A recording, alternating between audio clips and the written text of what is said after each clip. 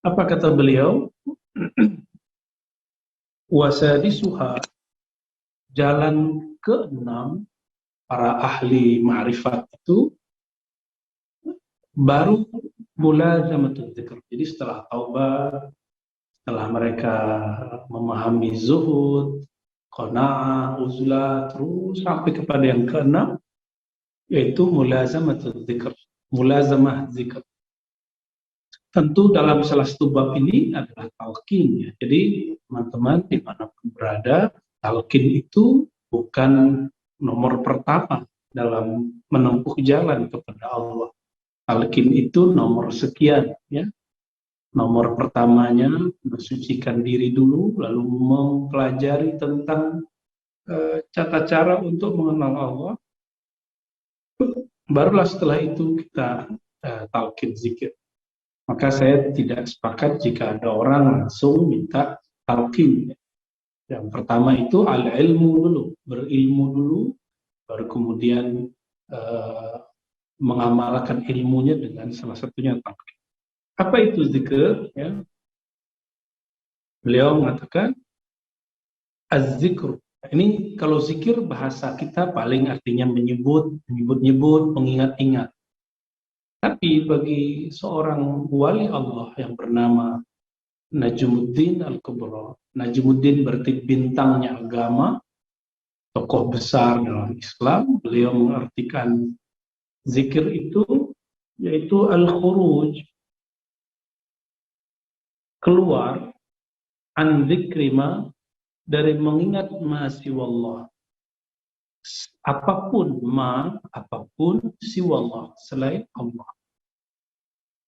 Ta'ala yang maha tinggi, bin nisyan, yaitu dengan melupakan. Melupakan itu dengan melupakan secara aklian, secara logika, secara rasio. Ada yang melupakannya secara spiritual, secara kerohanian. Tentu maksudnya dua-duanya. Jika tidak, ya salah satu. Kama qala Allah Ta'ala, sebagaimana Allah berfirman, ini, wadhkur rabbak. Dan zikirlah terhadap Rabbmu. Nah, maksud beliau, kalau kita terjemahan dalam buku-buku terjemah, berzikirlah kepada Rabbmu. Idza nasita, jika engkau lupa. Tapi beliau mengartikan al-khuruj an dzikri ma siwallahi ta'ala bin nisyan. Nah, ayat ini dijadikan definisi untuk memahami hakikat dzikir, hakikat berzikir. Itu keluar dari mengingat makhluk kepada mengingat Khalik. Itu maksudnya. Bagaimana caranya? Tidak usah bayangkan Allah, cukup lupakan selain Allah. Itu caranya. Idza nasita. Inilah thariqah. Wazkur rabbaka, zikir itu tujuan. Apa jalannya? Idza nasita. Apabila engkau melupakan dia. Jadi, thariqahnya, nisyan, hakikatnya, zikr. Ya. Ini hakikatnya. Nisyan berarti melupakan selain Allah, baru sampai kepada mengenal Allah. Karena Allah tidak mampu kita bayangkan. Karena dia tidak berupa, dia tidak berbentuk, dia tidak menempati sesuatu. Namun, bedakan pengalaman ruhani dengan hakikat Allah Subhanahu wa Ta'ala.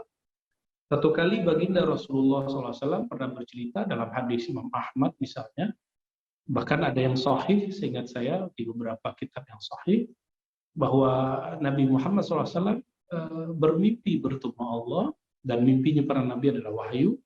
Lalu ada kaitannya dengan serban di situ, dan Allah memegang bagian punggung atau dada Nabi Muhammad SAW, dan terasa sejuknya atau rasanya betul-betul masuk ke dalam diri beliau.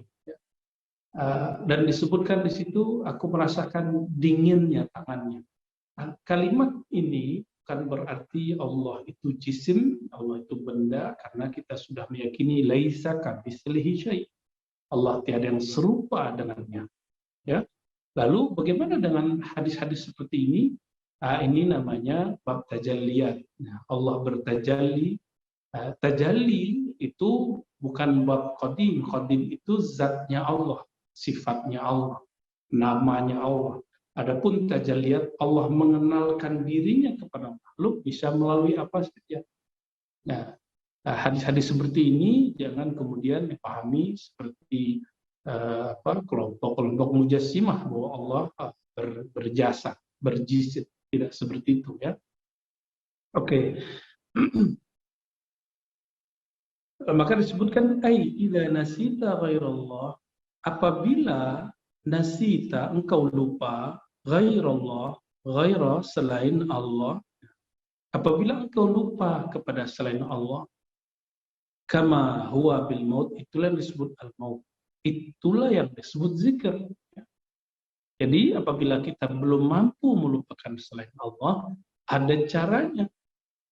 Nah, inilah yang dikatakan dalam hadis Imam Ibnu Majah, Imam Hakim, Imam Al-Baihaqi dan lain-lainnya, Abu Nuaim. Man aulia Allah, man aulia Allah, siapakah kekasih Allah itu wahai baginda Rasulullah? Lalu baginda Rasulullah SAW menjawab, man idza ru'u dzikrallah, orang yang jika mereka dipandang, diingat, dikenang, membuat engkau ingat kepada Allah. Maksudnya apa saya menyebutkan hadis ini? Kita sangat sulit melupakan dunia selain Allah. Maka caranya, ingatlah orang yang ingat kepada Allah. Kenanglah orang yang mengenal Allah. Itulah cara, disebut dengan rabithah. Apa sebutannya? Bahasa Arabnya rabithah. Ya. Rabithah itu bahasa Arab berarti ikatan. Ikatan ruhani, ikatan kolbu antara murid dengan gurunya. Dan guru yang hakiki sebenarnya adalah Rasulullah SAW. Ya. Apabila seseorang itu betul-betul rohaninya Allah jernihkan, maka ruhaninya akan terkoneksi kepada baginda Rasulullah SAW.